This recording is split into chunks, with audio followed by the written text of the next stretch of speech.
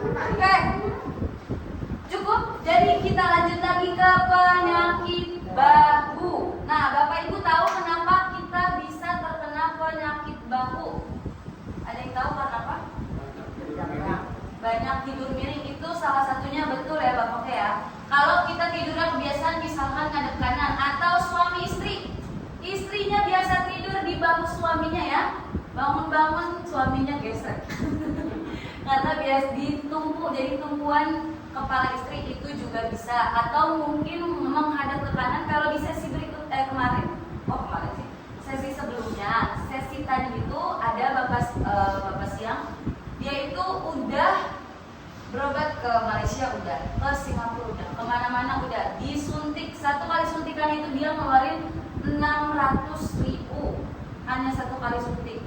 Sedangkan dia juga sebenarnya sadar ketika disuntik itu memang rasa nyerinya hilang, tapi besoknya beberapa minggu lagi dia itu kumat lagi. Karena kalau obat-obatan suntikan itu tidak mencabut akarnya, tapi hanya menghilangkan rasa nyeri aja ya. Betul banget Pak.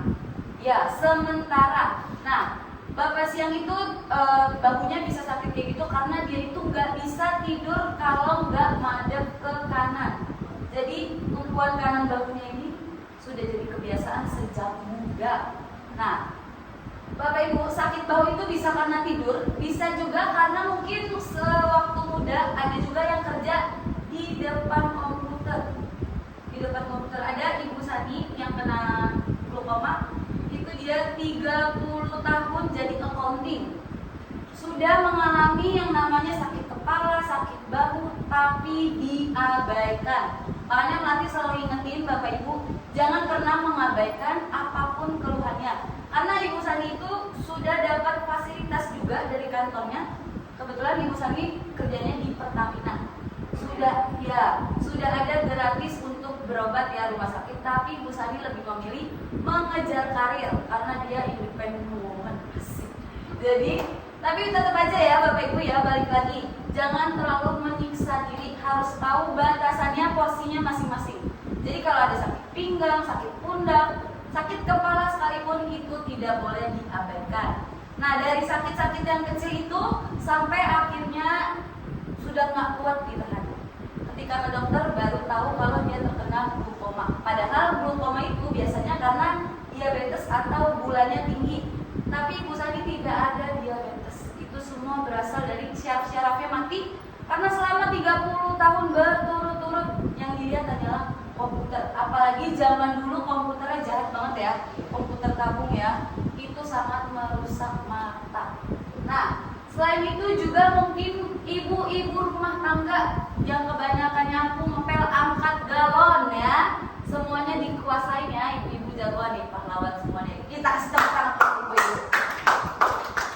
Bapak jangan sedih. Nah, itu juga ya, aktivitas-aktivitas yang berat itu bisa membuat sendi-sendi di bagian bahu kita terluka. Jadi balik lagi harus tahu porsinya masing-masing. Nah, di sini kita akan menjelaskan bentar. Waduh. Bisa ya digeser.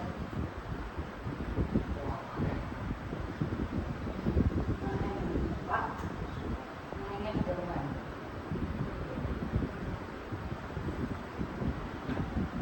Yang pertama itu adalah pre-freezing, di mana rasa sakit dan ngilu semasa membuat pergerakan ataupun tidak. Jadi Bapak Ibu diem aja pun ada rasa sakit, dan itu memang ada yang mengalami ya. Kita padahal tidak gerak ngapa-ngapain, tapi bahunya terasanya ngilu aja, sampai gitu. Ibu ada rasa kayak gitu? Ada juga, pernah ya.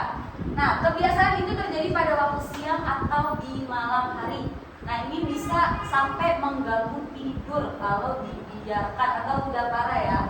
Nah, selain itu juga ada yang namanya freezing. Kawasan sendi mulai berasa keras, ketat, bergerak, dan rasa sakit di sekitar bahu. Bahu akan bertambah sakit terutama ketika waktu malam. Jadi Bapak Ibu kalau misalkan bawa tas, apalagi ibu-ibu yang suka bawa tas selempang gitu, itu bakal jauh lebih berasa. Itu sakit-sakit kecil itu jangan diabaikan ataupun disepelekan ya Bapak Ibu ya. Nah, yang ketiga, rasa sakit berkelanjutan. bahunya sampai berbulan-bulan, bertahun-tahun. Rasa sakit pada kawasan yang sama yaitu pada bagian bahu. Kayak tadi yang aku bilang, pasien itu nggak di kanan kiri, tapi di bagian kanan aja. Nah, Bapak Ibu perlu ketahui kalau di bagian kiri bahunya sakit, dadanya sesak, berarti itu bisa komplikasi ke jantung. Tapi kalau kanan yang sakit, perut di bagian atasnya sakit, itu batu empedu. Jadi itu adalah sinyal-sinyal atau tanda-tanda bermula dari sakit bahu. Makanya tidak boleh disepelekan ya. Oke, yang keempat itu tidak selesa ketika tidur. Jadi Bapak Ibu ketika tidur sangat-sangat tidak nyaman. Kesakitan menjadi semakin bertambah ketika menukar posisi tidur atau mengiring pada bahu yang terlibat. Misalkan sakit sebelah kiri, Bapak Ibu kalau tidur ke kanan terus ke kiri itu berasa lagi ngilunya. Oke.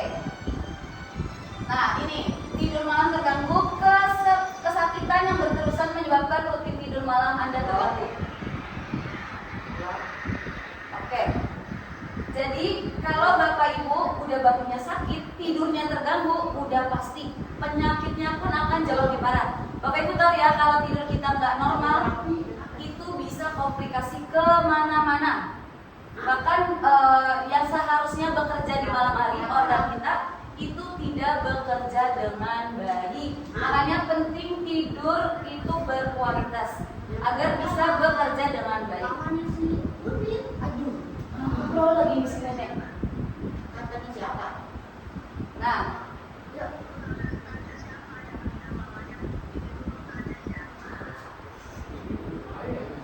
ya betul Bapak. Oke. Ini adalah macam ibu-ibu dan bapak-bapak. Jadi kita harus sabar ya.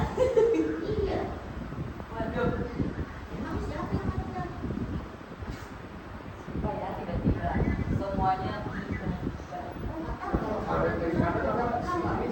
tangan kanan sama perut bagian atas itu suka sakit. Itu kena batu empedu. Gejala-gejala batu empedu.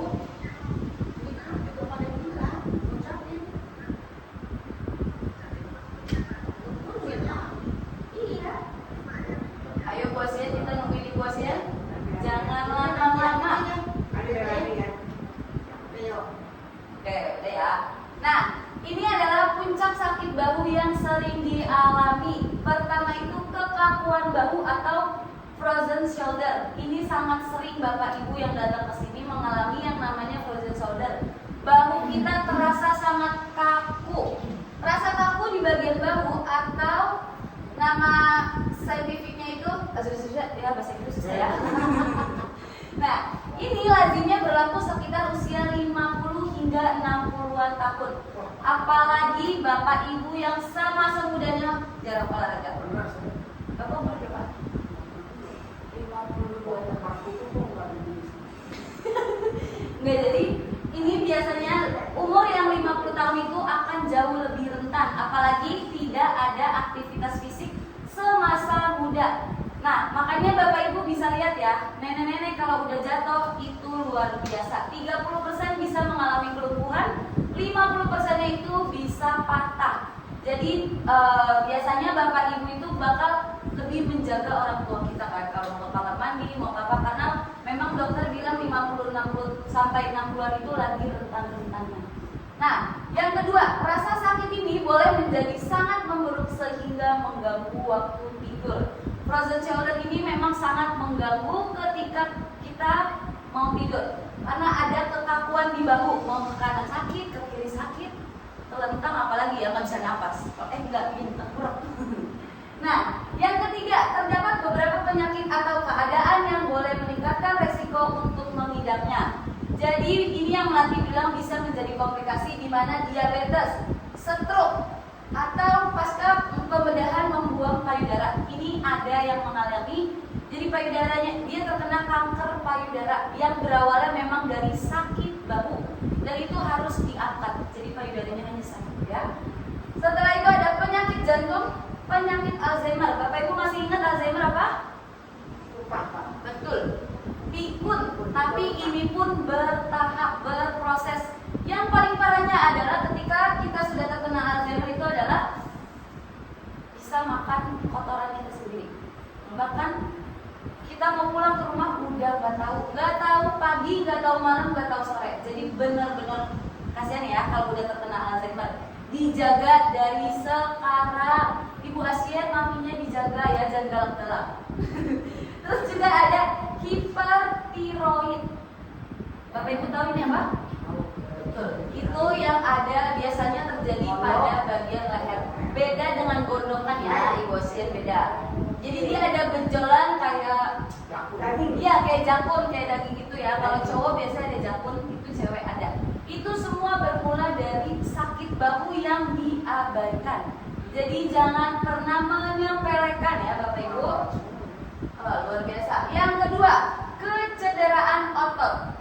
Rotator cuff ini bahu kita ada cedera. Mungkin Bapak Ibu ada yang waktu mudanya atau bekas kayak serempet motor atau jatuh, tapi kita abaikan karena memang sakitnya hilang. Tapi Bapak Ibu harus ketahui itu sebaiknya segera dicek ke dokter karena dia berdampaknya akan bertahun-tahun kemudian. Itu sudah ada yang mengalami. Ibu itu dia jatuhnya di umur 30-an baru berasa di umur 68 tahunan. Nah, yang pertama itu pergerakan sendi bahu yang terbatas. Jadi bahunya nggak bisa kayak mau pakai bra ya, kalau cewek pakai bra sendiri itu nggak bisa. Mau mandi, mau gosok belakang itu susah. Pakai baju pun itu susah. Jadi sangat mengganggu aktivitas. Biasanya harus melibatkan orang. Tapi pasti Bapak Ibu semua di sini nggak mau yang namanya ngerepotin orang ya kan? Makanya dijaga dari sekarang.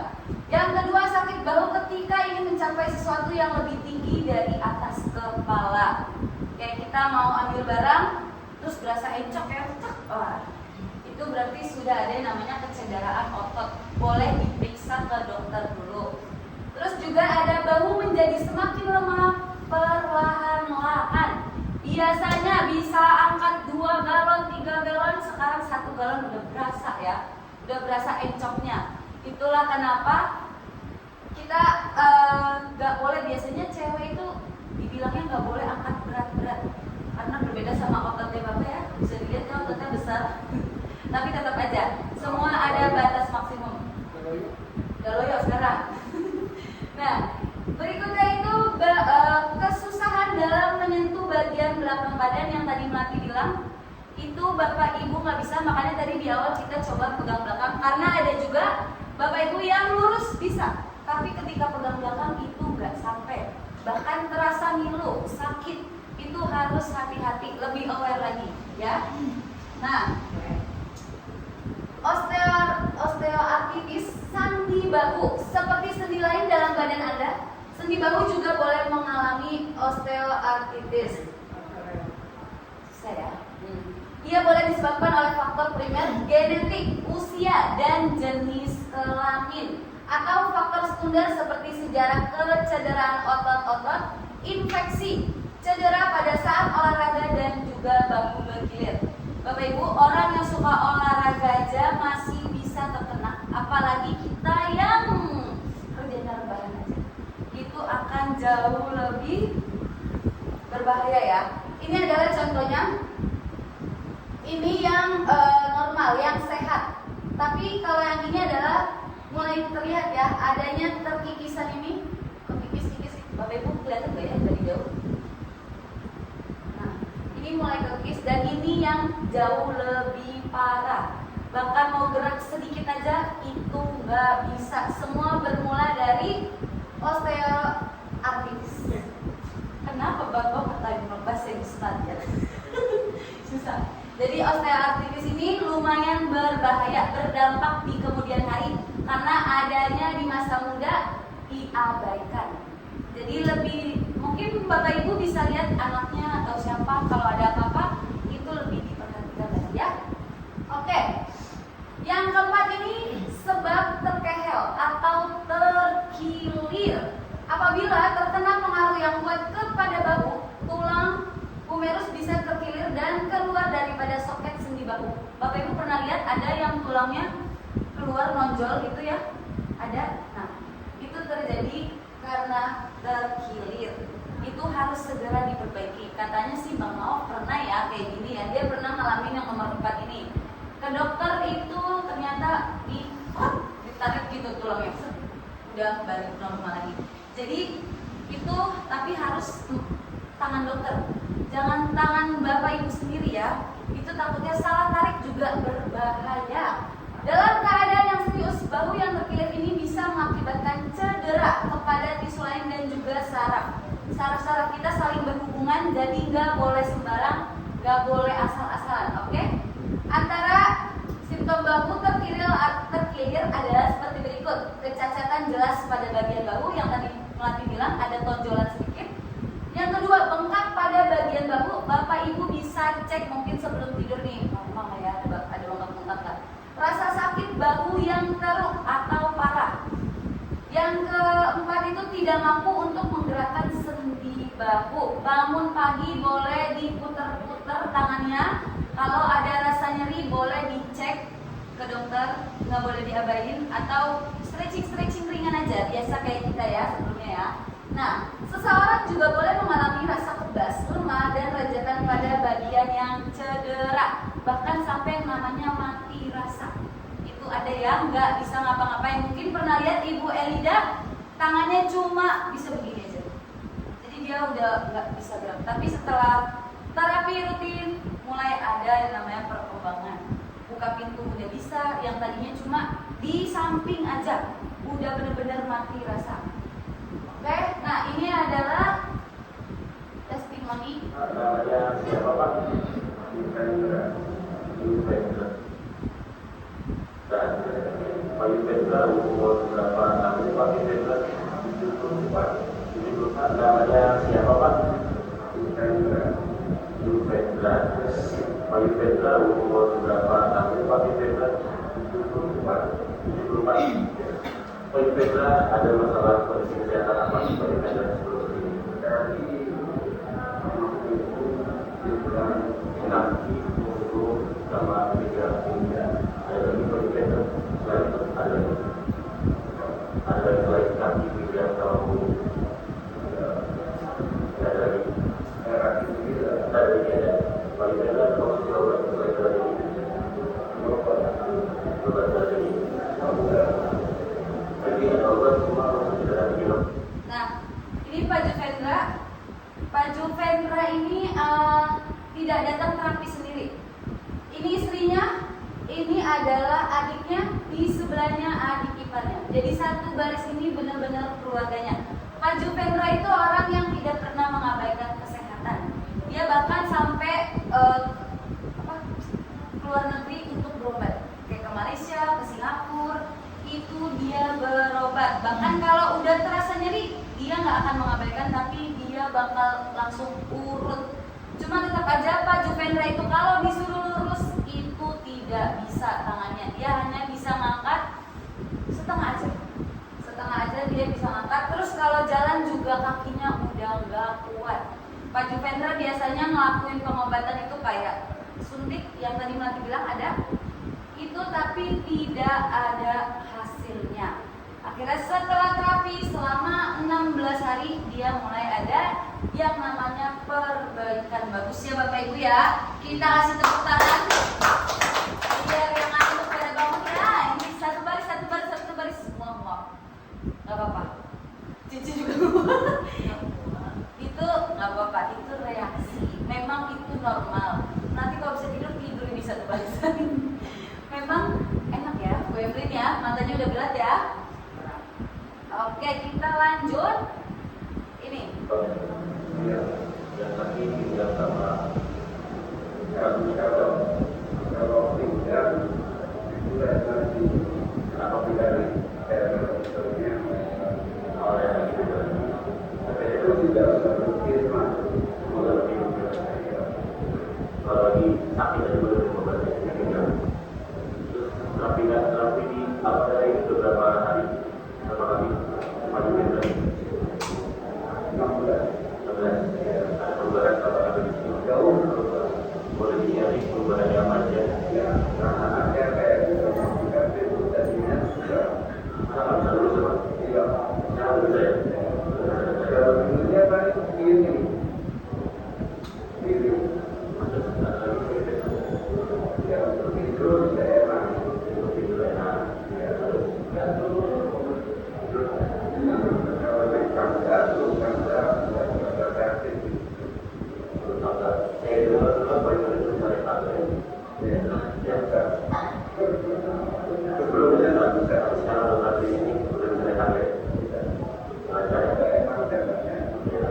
misalnya kaget, terus pindah lagi masih pindah juga mulai ada teknik atau apalah ada yang lagi ya. Kalau dulu kan teknik sekarang berarti sudah dalam bentuk bersama media lagi. Sekarang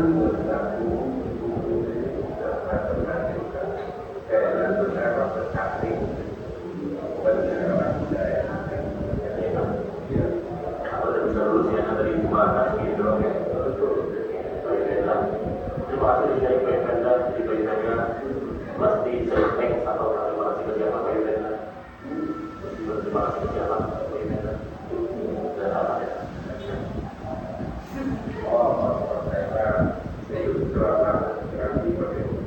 Betul. Pak Yudena terima kasih banyak atas waktunya Pak Yudena. Kalau tidak salah tangan. Kita kasih tepuk tangan Bapak Ibu. Baju Petra ini aktivitasnya sangat terganggu karena dari tangan, dari kaki, semuanya itu ada masalah, ya. Apalagi udah kesana kesini, udah buang duit sana sini ya. Dia rumahnya di blok 3, deket ya, Bu Asian blok 3 deket, tapi dia udah ada duit. Karena sudah bawa pulang mesin. Mesinnya udah dibawa pulang sama Pak Juvetra, satu keluarga dia udah pakai, dan tetap ditanyain sama Bang Dedi. Semua Bapak Ibu yang udah bawa pulang pasti bakal dichatin sama orang-orang di sini. Kita akan tanya perkembangannya kayak apa. Karena kita nggak mau Bapak Ibu bawa pulang aja tapi nggak digunakan. Itu jangan sampai kayak gitu ya. Nah, Pak Juvetra itu kita chat istrinya bilang sekarang dia yang tadinya jalan, tadi dia bilang naik turun tangga susah, sakit. Sekarang dia udah bisa di airport jalan dari ujung ke ujung tanpa harus duduk dulu. Sebelumnya harus istirahat, dikit-dikit istirahat karena nggak kuat sendi-sendi di bagian kakinya. Tapi sudah ada perbaikan karena apa? Rutin setiap hari. Bagus Bapak Ibu, bagus ya. Mumpung gratis digunakan setiap hari. Bapak Ibu, dari semua penyakit yang tadi udah nanti jelasin, itu semua berasal dari darah kita ya. Kalau darah kita asam, ini penyakit gampang masuk Bapak Ibu, apa aja bisa terkena. Tapi kalau darahnya bersih, udah pasti sehat. Bapak Ibu datang setiap hari ke sini, kita bantu bersihkan darah, tambahin elektrik potensial.